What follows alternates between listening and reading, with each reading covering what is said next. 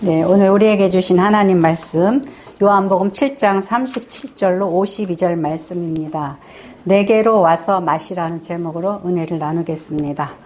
네, 우리가 부활절을 지나고 뒤로 갔다가 다시 또 앞으로 오는 느낌인데, 이 말씀을 제가 요한복음을 조금 더 조밀조밀 이렇게 전하기 위해서 7장으로 다시 이렇게 돌아왔습니다. 네.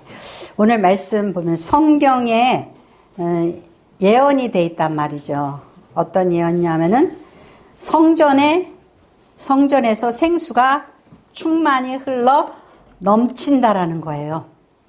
그래서 그 물로 인하여서 모든 초목이 푸르르고 열매 맺고 이제 복된 이스라엘이 된다라는 거죠. 그러한 꿈이 있어요, 유대인들에게는. 자, 오늘 말씀 보니까 명절 끝날, 곧 큰 날. 왜 명절 끝날에 큰 날이라고 그랬냐면요, 이제 지금 예수님께서 초막절에 예루살렘으로 올라오셨어요. 그래가지고 유대인들이 이제 절기를 지키는 것을 지켜보셨단 말이죠. 성전에서 말씀을 전하시면서. 그런데 이 유대인들은 대제사장이 이 초막절에 실로암에 가서 금주전자에다가 물을 떠와요. 그러면은 이제 성도들이 따라가면서 찬양을 해요. 찬양을 하면서 따라다가 이제 성전 제단 옆에 있는 은그릇에다가 물을 부어요. 그것을 계속 하는 거예요.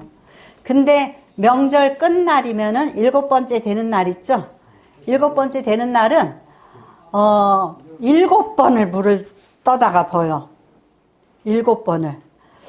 그래서 7번을 계속 실로암에 가서 이제 돌면서, 저기 생각나죠? 우리 여리고성 도를 때 이 첫 번째 한 번씩 돌죠? 6일 동안 한 번씩 돌다가 7일째 도는 날은 7바퀴를 돌잖아요. 예, 그것처럼. 근데 이 큰 날이라 그랬잖아요. 예. 7번을 갖다 물을 부으면은 물이 제단에 있는 그 은그릇에 가득 차지겠죠? 그럼 어떻게 보면은 그것을 사람이 채웠지만은, 어느 날인가는 이 성전에서 물이 이렇게, 생수가 넘쳐서 우리에게 정말 이스라엘이 메마른 땅이잖아요. 팔레스타인 지방이 메마른 곳이란 말이죠. 근데 성전에서 물이 넘쳐가지고, 그럼 결국, 그게 아주 그냥 풍만한 풍요로운 땅이 되겠다, 이런 꿈을 가지고 있는 거예요. 네. 그래서 이들이 이렇게 하는 것은 또 이 초막절이 가을이거든요. 이 가을에 팔레스타인에 특별히 가뭄이 심해요. 네. 그러니까 이러한 초막절 행사를 행하면서 하나님 우리에게 가뭄 없이 잘 추수할 수 있게 해주세요, 이런 기도하는 마음으로 이 행사를 하겠죠. 네. 그래서 예수님이 지켜보다가 뭐라 그러셨어요? 예수께서 서서 외쳐 이르시되 누구든지 목마르거든 내게로 와서 마시라. 이 예수님이 그들이 행하는 이 절기가 과연 그들이 원하는 그러한 정말 성전에서 물이 갑자기 솟아나서 자기네 땅을 풍요롭게 하고 자기네 삶을 풍요롭게 하는 그런 것을 꿈꾸고 있는 그런 의미의 절기냐 이거죠. 예수님께서 너네들 그렇게 문자적으로 해석하지 말고 그 영적인 의미를 깨달아라, 그런 의미로 외쳐 가르치시는 거예요. 네. 그러니까는 이들에게 있어서 성전은 성전인 거예요.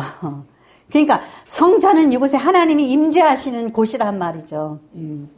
그런데 그 성전의 의미가 뭔지를 모르고 절기의 의미가 뭔지를 모르기 때문에 지금 이 예언의 실체이시고 성전의 실체이시고 하나님 자체이신 예수님의 이 존재와 연결이 안 되니까 그 의미를 모르는 거죠. 예. 그래서 우리 지금 현재에 사는 우리들조차도 구약을 읽으면서 이게 무슨 의미인지 모르고 그냥 아브라함은 복을 받았대. 뭐, 이건 뭐, 저기, 자식을 많이 낳아야지 된 축복이래. 뭐, 이런 거 있죠. 문자적으로 이렇게 읽는 거. 그런 것들이 그냥 문자적으로 읽고, 문자적으로 해석하니까 기복주의로 되는 거예요. 이건 예수님께서 큰 소리로 외쳐서 말씀하신 거예요. 자, 골로새서 2장 13절에서 17절 말씀. 골로새서 2장 13절에서 17절 말씀 같이 읽겠습니다. 또 범죄와 육체의 무할례로 죽었던 너희를 하나님이 그와 함께 살리시고 우리의 모든 죄를 사하시고 우리를 거스르고 불리하게는 법조문으로 쓴 증서를 지우시고 제하여 버리사 십자가에 못 박으시고 통치자들과 권세들을 무력하여 드러내어 구경거리로 삼으시고 십자가로 그를 이기셨느니라. 그러므로 먹고 마시는 것과 절기나 초하루나 안식일을 이유로 누구든지 너희를 비판하지 못하게 하라. 이것들은 장래일의 그림자이나 몸은 그리스도의 것이니라. 아멘. 네. 여기서 모든 이런 절기와 이런 것 있죠. 안식일. 예, 그런 것들로 인해서 너희를 비판하지 못하게 하라 이거죠. 왜 6월절 안 지켰어? 왜 초막절 안 지켰어? 이런 거 있죠. 이런 걸로 너희를 비판하지 말게 하라는 거예요. 왜? 이것들은 장래일의 그림자란 말이죠. 장래일 예수님의 그 메시아의 실체가 이들에게 나타난 그날을 위한 거란 말이죠. 그러니까 여러분들이 이제 이스라엘 사람들이 6월절을 지키잖아요. 6월절은 무엇을 예표하는 거죠? 예, 제가 무수히 말씀드렸죠. 6월절은 부활절과 대치되는 거예요. 애굽에서 바로왕, 세상왕 바로로부터 억압받던 그들이 이제 6월절에 어떻게 되는 거예요? 해방이 되죠. 예. 그런데 오늘날 진정한 만민들이 겪고 있는 고난은 뭐예요? 어떻게 이 죄를 이길 수 있을까? 어떻게 이 사망 권세를 이길 수 있을까? 그거잖아요. 그거에서 어떻게 해방이 될 수가 있어요? 예수를 믿음으로. 예수님이 부활하셨대. 리얼리? 지난주에 그랬죠? 초대교인들은 예수님 부활하셨대요. 그러면 예수님 정말 부활하셨대요. 이렇게 서로 주고받는 인사가 그거였다고 그랬죠? 그러니까 우리는 죄에서 벗어날 수가 없어요. 아무리 나는 괜찮게 살아. 나는 양심껏 살아. 그것도 자기를 속이는 거죠. 우리는 죄에서 벗어날 수가 없단 말이죠. 그래서 그 죄를 어떻게 해요? 예수 십자가의 대속의 은혜로 씻고 우리가 구원, 그러니까 의인이 아니라 의인이라 일컬음을 받는 거죠. 예, 그래서 우리는 그렇게 구원을 받을 수밖에, 은혜로 받을 수밖에 없는 그런 자란 말이죠. 그래서 이러한 은혜 가운데 우리가 해방됐단 말이에요. 죄와 사망 권세로부터. 예. 그래서 6월절이 무엇을 보여주고 있는 거예요? 부활절. 무엇에서 자유해질 수 있나? 어떻게 자유할 수 있나? 어린 양 예수 그리스도로부터 우리가 해방되어지고 자유로운 그 은혜를 입을 수 있다라는 거예요. 예. 그래서 이 절기가 6월절이라는 것도 그렇고 초막절이라는 것도 그렇고 이런 절기가 예수님이 오시면 이제 다 실체가 드러날 일이란 말이에요. 근데 초막절에 물 갖다가 이제 은그릇에다가 흘러 넘치게 붓고서는 이제 기뻐하는 거예요. 물이 넘쳐나서 이렇게 이제 우리가 이제 이 팔레스타인의 그 사막 같은 이 땅에서 이제 농사도 좀 잘 되고 뭐 이렇게 해주십시오. 그렇게 하고 자족하는 느낌을 받는 거겠죠. 그러니까 예수께서 너희가 목마르거든 누구한테? 나한테 오라는 거예요. 나한테 와서 마시라는 거예요. 그러니까 영적 목마름을 이야기하는 거예요. 이 세상의 사람들이 대한민국에 그렇게 큰 물부족구가 아니잖아요. 그러면 이 물하고 우리가 무슨 상관이냔 말이죠. 때때로 이제 가뭄이 일 때도 있지만. 그런데 우리에게는 무슨 가뭄? 영적 가뭄이 있을 수 있다라는 거죠. 아무리 우리가 세상 것을 소유하고, 누리고 산다 하더라도 우리 마음속에 찾아오는 그 영적 가뭄을 어떻게 해소할 거냐 이거죠. 예, 예수께 와서 마셔야 된다라는 거죠. 그래서 여기서 뭐라 그래요? 나를 믿는 자는 성경의 이름과 같이 성경에 이 물에 대해서 많이 나왔어요. 성전에서 물이 흘러 넘친다라는 건 많이 나왔어요. 근데 성경의 이름과 같이 어디에서? 배에서, 우리 내면에서, 그런 의미예요. 우리 내면에서 생수의 강이 흘러나오리라. 우리 내면에서 생수의 강이 흘러나오려면 내면에 생수의 강이 있어야 되겠죠. 예. 그 내면에 생수의 강이 되어지는 그분이 누구예요?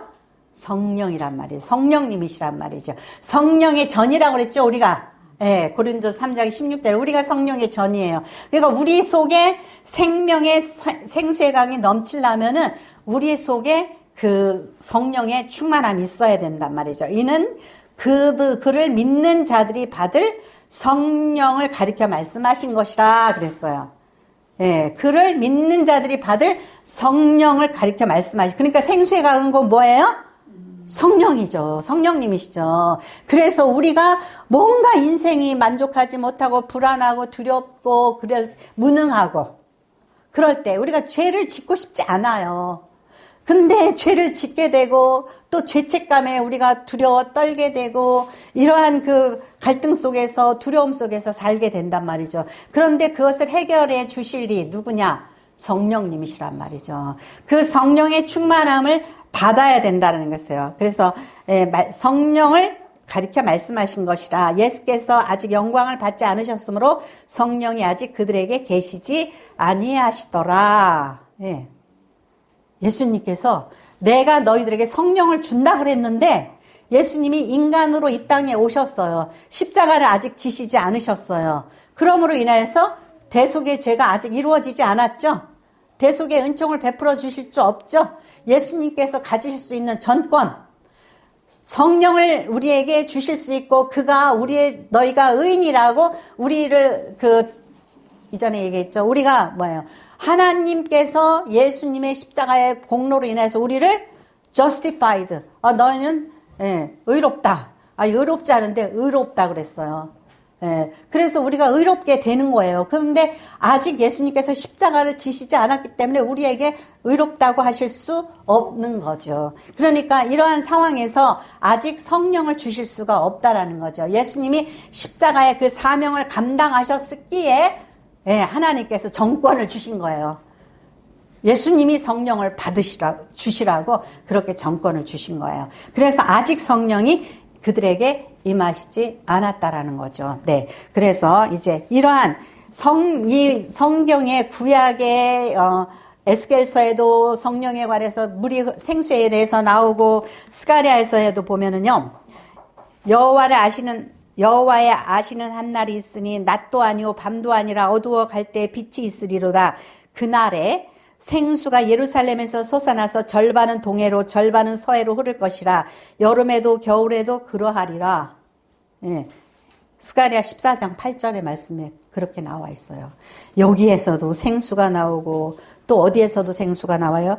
이사야에서도 나오고 그 에스겔서에도 나오고 성전에서 생수가 나온다라는 말씀을 여러 번 하신단 말이에요. 그래서 이들은 그 제사장을 따라다니면서 이사야 12장 2절에서 3절 말씀을 찬양해요. 보라 하나님은 나의 구원이시라. 내가 신뢰하고 두려움이 없으리니 주 여호와는 나의 힘이시며 나의 노래시며 나의 구원이심이라. 그러므로 너희가 기쁨으로 구원의 우물들에서 물을 기르리로다. 물로 표현했어요. 구원의 우물에서. 왜죠? 인간이 몸의 70%가 물이에요. 근데 그 밥을 못 먹으면은 안 죽어도 물 못 먹으면 어떻게 해요? 죽어요. 그러니까는 이 물에 대한 갈급증을 느껴본 사람은 이 물이 얼마나 귀한지를 알잖아요. 그러니까 이 구원의 우물, 물을 먹어야 산다. 이게 있는 거죠. 그래서 이 모든 이 생수의 근원이라는 것을 우리가 예수께서 주실 성령이시구나 이렇게 알아야 돼요. 그리고 예수님께서 뭐라 그러셨냐면은 그러면 내가 준다 그랬는데 성경에는 성전에서 흘러나온다 그랬잖아요. 그러니까 곧 예수께서 성전이다 그 말씀이에요. 예수께서 내가 성전이다 그 말씀이에요. 그래서 요한복음 2장 19절에서 22절 말씀에 예수께서 대답하시되 너희가 이 성전을 헐라 내가 사흘 동안에 일으키리라. 유대인들이 이르되 이 성전은 46년 동안에 지어졌거늘 내가 3일 동안에 일으키겠느냐 하더라. 그러나 예수는 성전된 자기 육체를 가리켜 말씀하신 것이라. 네, 예수님께서는 뭐라 그래요? 자기 자신을 성전이라 그렇게 말씀하시는 거예요. 그러니까 죽은 자 가운데서 살아나신 후에야 제자들이 이 말씀하신 것을 기억하고 성경과 예수께서 하신 말씀을 믿었더라. 이제 우리가 이제 여기서 이제 다 해결이 된 거예요. 뭐가?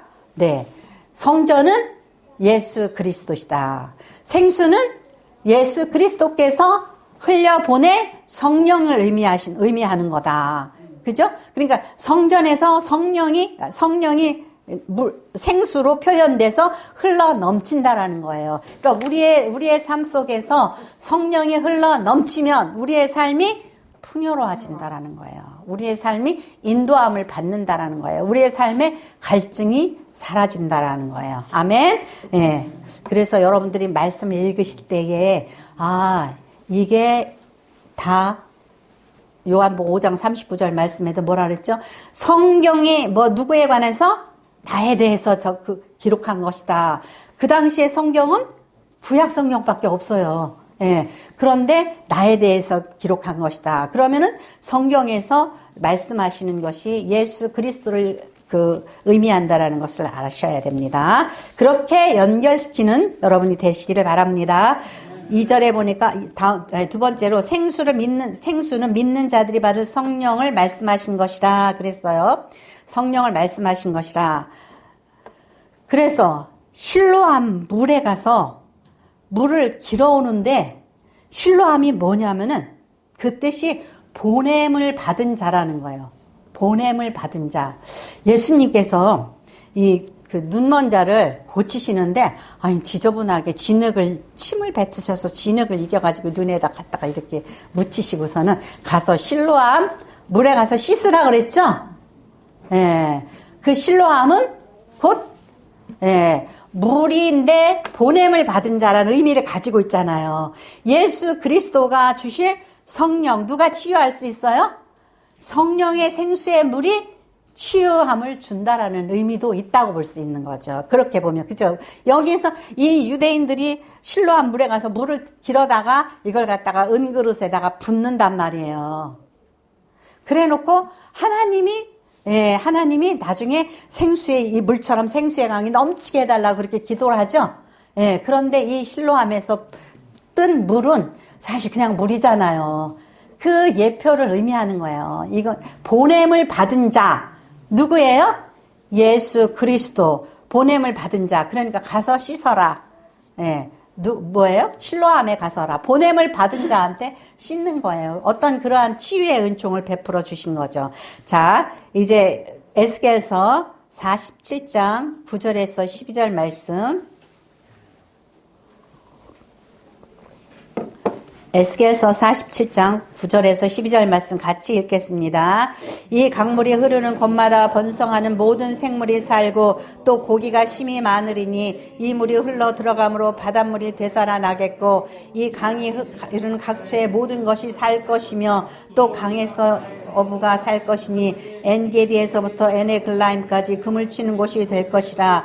그 고기가 각기 종류를 따라 큰 바다의 고기같이 심이 많으려니와 그 진펄과 갯벌은 되살아나지 못하고 소금 땅이 될 것이라. 광 좌우가에는 각종 먹을 과실나무가 자라서 그 잎이 시들지 아니하며 열매가 끊이지 아니하고 달마다 새 열매를 맺으리니 그 물이 성소를 통하여 나옴이라. 그 열매를 먹을 만하고 그 잎사귀는 약재료가 되리라.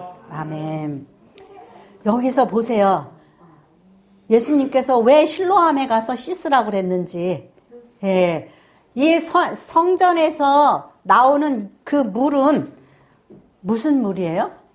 살리는 물이 된다라는 거예요. 살리는 물. 보세요. 이 강물이 흐르는 곳다 번성하는 모든 생물이 살고 고기가 심히 많으리니 이 물이 흘러 들어가므로 바닷물이 되살아나겠고 오늘날 보면 바닷물도 오염되고 그저 강물도 오염되고 모든 물들이 오염되어 가고 있죠. 예? 그죠? 예, 왜 그래요? 죄인들이 사용하니까. 죄인들이 우리가 물을 오염시키면서 살고 있는 거죠. 예. 그래서 이 물이 오염되어 가고 있어요. 근데 성령의 생수가 흐르면 이것들을 다 살린다라는 거예요. 성령의 생수가 흐르면. 그런데 사실 그러한 해석도 좋지만은 결국은 우리를 살리게 하는 물이란 말이에요. 우리에게 성령이 임하시면 우리의 심령이 살아난다라는 거예요. 우리가 병든 자가 치유함을 받는다라는 거예요. 예. 그래서 강이 흐르는 각처의 모든 것이 살 것이라. 예. 이 강이 흐르는 각처. 예. 우리는 그러면은 병원 문 닫아야겠네. 성령 받으면 병원 문 닫아야겠니? 예. 그렇게 문자적으로 해석하지 마시고요. 우리의 양심이 살고 우리가 하나님의 뜻에 의해서 마음이 움직여진다면 우리는 어때요? 거룩한 자가 될 거예요. 죄 짓지 않는 삶을 살 거예요. 쓰레기 투과도 하지 않고 갔다가 공장하는 사람들은 더러운 그 화학약품을 강에다가 흘려보내지도 않을 거예요. 예. 그렇게도 볼 수 있겠죠. 그리고 무엇보다도 우리의 마음에 세상을 향한 욕망, 육신의 열망 그런 걸로 인하여 서로 죽이고 서로 이렇게 해하는 그런 일들을 저지르지 않을 거예요. 그럼으로 인해서 살만한 세상이 된단 말이에요. 예. 그러니까 문자적으로 해석하더라도 맞는 이야기고 또 우리가 영적으로 해석하더라도 맞는 이야기예요. 우리가 우리의 마음을 누구한테 맡겨요? 성령님께 맡기면 우리는 천국 시민자의 삶을 살 거예요. 그래 어떤 이가 그랬어요. 천국이 왜 천국이냐? 천국 갈 만한 사람들이 가서 천국이라는 거예요. 그것도 맞는 얘기예요. 그죠? 그것도 맞는 얘기예요. 우리의 마음을 하나님께 맡기고 산다면, 그곳은 천국이 돼요. 만약 여러분들이 성화되어져서 하나교회가 정말 성숙한 신앙 인격과 성숙한 그 마음을 가지고 산다면 서로 만나면 기쁠 거예요. 서로 만나면 행복할 거예요. 그런데 성숙하지 못한 사람끼리 만나고 성숙하지 못한 성도끼리 만나면은 어떤 분이 그러더라고. 아유, 목사님, 교회 다니는 거, 직장 다니는 것보다 더 힘들어요. 그렇게 말을 해요. 왜 그러죠? 구역예배 갔더니 구역예배에서 집사 하나가 자기를 계속 스트레스 준단 말이야. 저 여자 때문에 구역예배를 해야 될지 말아야 될지 교회를 나와야 될지 말아야 될지 막 너무너무 스트레스가 받는 거예요. 그러니까 직장 다니는 것보다 더 힘들어요. 그래요. 그러니까 우리의 삶 속에서 이 성화되어지지 않고 성숙하지 못한 자들이 부딪히면은 가정도 지옥이고 교회도 지옥이고 직장가도 지옥이고 막 그래요. 근데 그 중에 누구 하나만 성숙하면 어때요? 누구 하나만 성숙하면은 다시 새롭게 되어질 수가 있단 말이죠. 좋은 영향력을 끼칠 수 있단 말이죠. 내가 정말 주님의 종이라면, 주님의 자녀라면은, 그래, 너는 맘대로 해라. 나는 죽어도 말씀대로 살겠다. 죽어도 성령의 이끄심대로 살겠다. 그러면서 나 죽여주십시오 하고 살면은, 어때요? 그 가정이 평안해지고, 그 교회와 그 직장과 그 사람의 그 공동체가 평안해진다라는 거예요. 그러니까 우리가, 우리의 생각대로 세상을 요리하려고 그러면은, 이렇게 전쟁이 일어나는 거예요. 트럼프가 갔다가 막 떼부시죠. 본인의 아주 지능이 엄청 높거나 아니면 막대 먹은 사람일 수가 있어요. 그죠? 왜냐? 악한 자들이 핵을 가지면 안 된다. 그렇게 생각을 하는 거예요. 그래서 자기가 미리 부시는 거야. 그러면 니체의 말처럼 괴물과 싸우다가 본인이 지금 괴물처럼 되고 있다라는 거죠. 왜 그러죠? 아유, 하나님이 안 계셔. 저 사람 속에 하나님이 안 계신 거예요. 왜?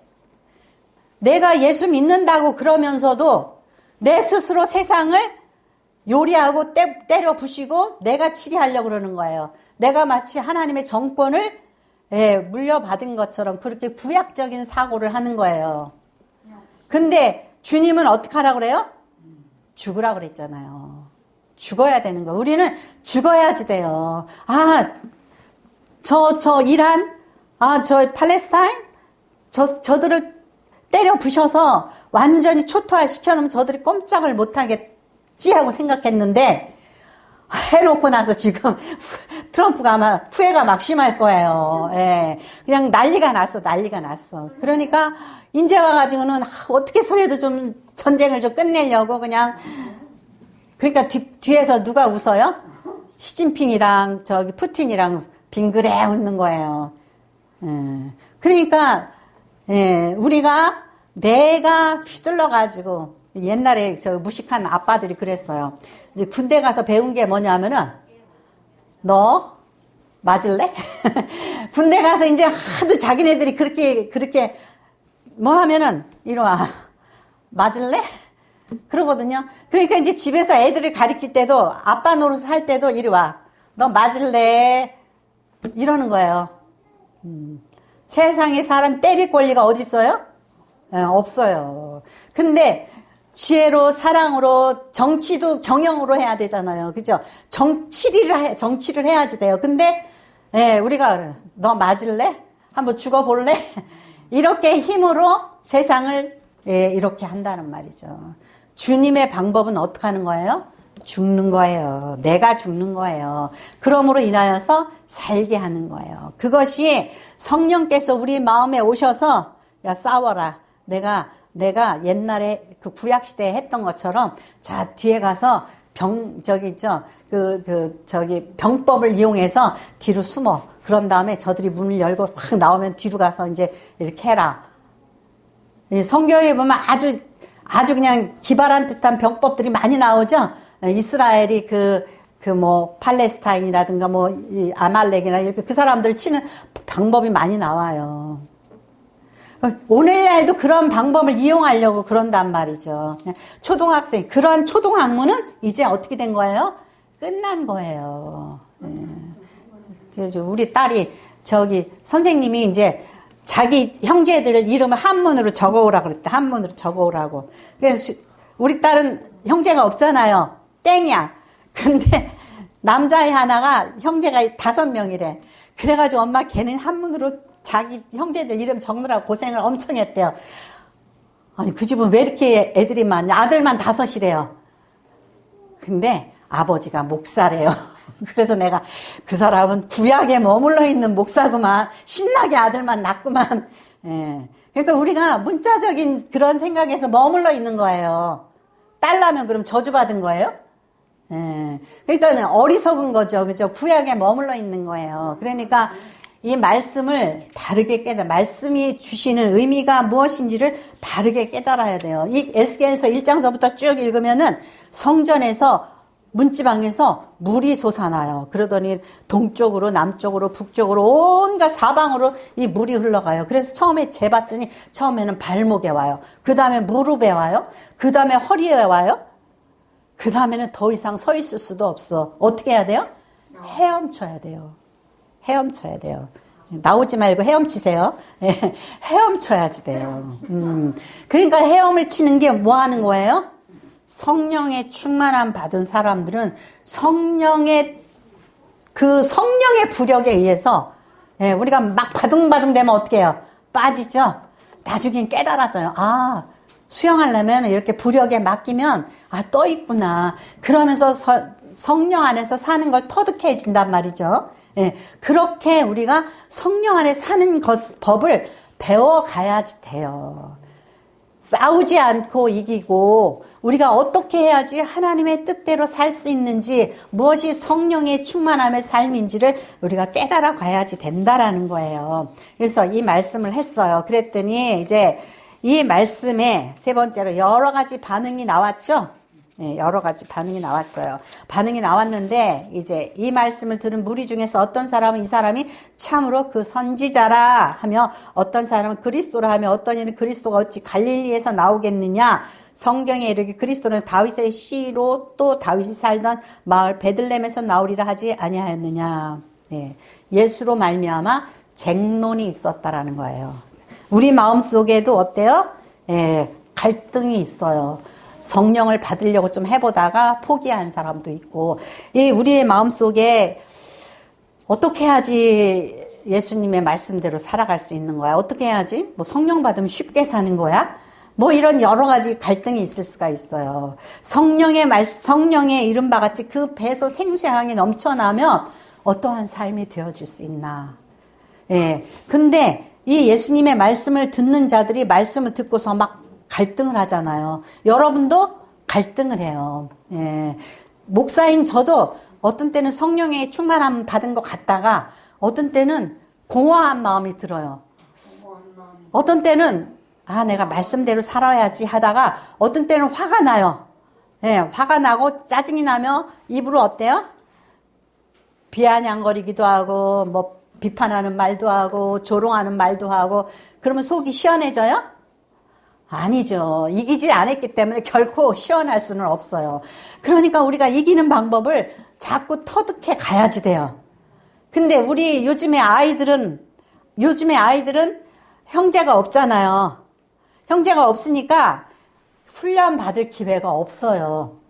훈련 받을 기회가 없으니까, 예, 조약돌처럼 이게 굴러가면서 여러 가지 경험을 하면서 이제 깨어져서 동글동글해져야지 되는데, 그러지 못하면 이게 모난 대로 그대로 있단 말이죠. 그러니까 아까 말씀드린 것처럼 아이고 교회 다니기 너무 힘들어요.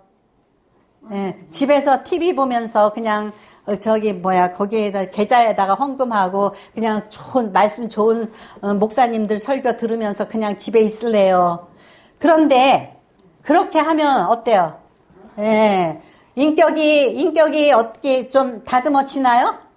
안 된단 말이죠. 우리는 끊임없이 우리의 내면에 계신 성령님과 의논하면서 어떻게 해야지 이길 수 있을까요? 어떻게 해야지 될까요? 그러면서 의논하는 그런 삶을 살아야지 돼요. 기도하면서 무엇이 잘못됐나 점검하면서 그렇게 살아야지 된단 말이죠. 그래서 보면은요, 이들이 겸손한 자, 마음밭이 겸허한 자는 그분이 선지자인가 봐. 이랬을 때 이 선지자라는 것은 모세와 같은 선지자, 그분인가 봐. 그리고 어떤 이들은 또 뭐죠? 그리스도신가 봐. 이렇게 말하죠. 이들은 마음밭이 어때요? 순전하고 옥토 같은 사람들이에요. 그런데 교만한 자들은 보세요. 45절에 보니까 아랫사람들이 대제사장들과 바리새인들에게 오니 그들이 묻되 어찌하여 잡아오지 아니하였느냐, 예수를 잡아오지 않느냐고 묻죠. 아랫사람들이 대답하되 그 사람이 말하는 것처럼 말한 사람이 이때까지 없었습니다. 그죠? 못 잡아왔어요. 그러면서 좀 그럴 거예요. 예, 그들은 순전한 자예요. 순전한 자예요.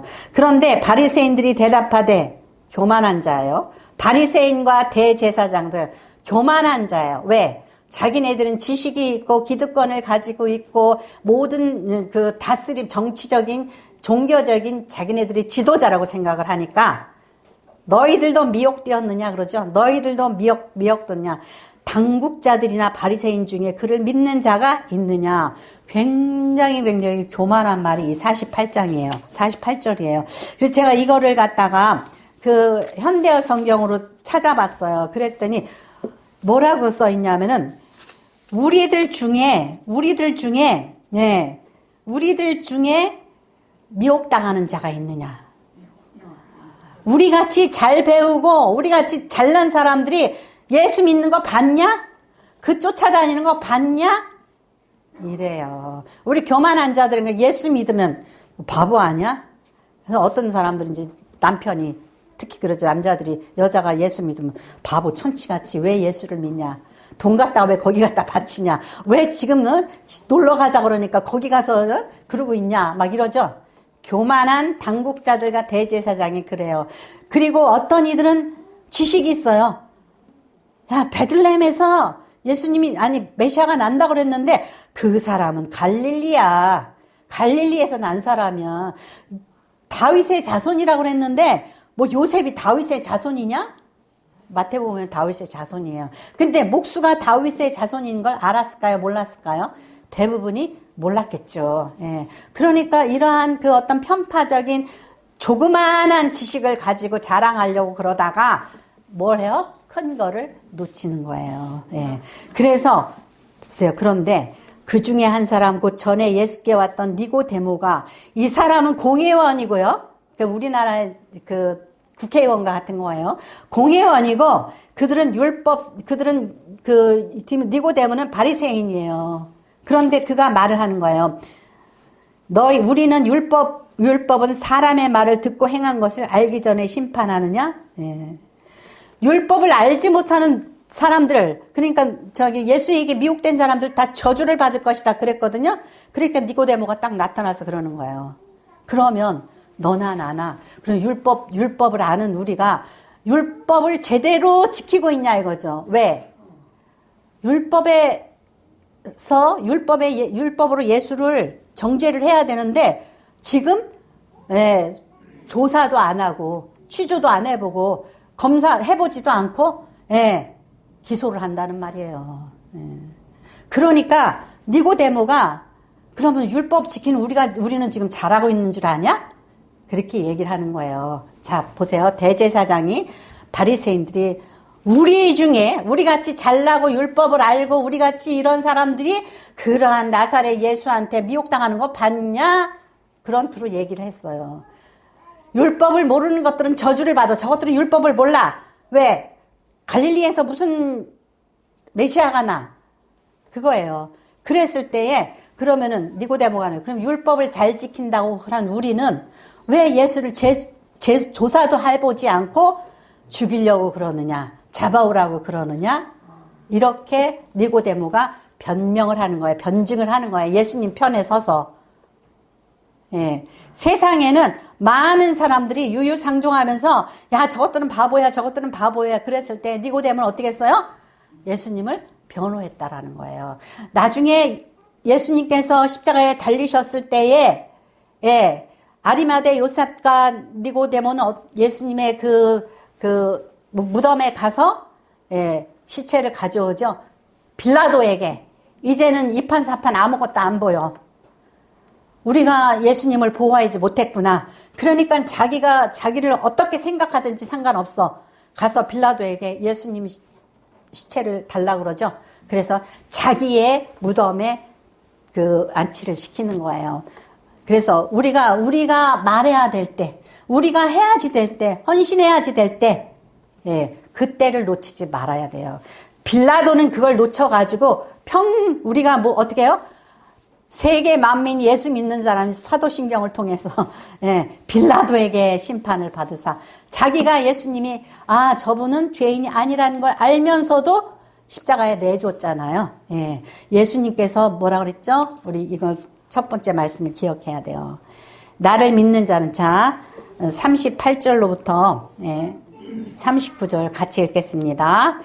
38절로 39절. 나를 믿는 자는 성경의 이름과 같이 그 배에서 생수의 강이 흘러나오리라 하시니 이는 그를 믿는 자들이 받을 성령을 가리켜 말씀하신 것이라. 예수께서 아직 영광을 받지 않으셨으므로 성령이 아직 그들에게 계시지 아니하셨더라. 자, 이제 예수님께서 십자가의 고난을 당하셨죠.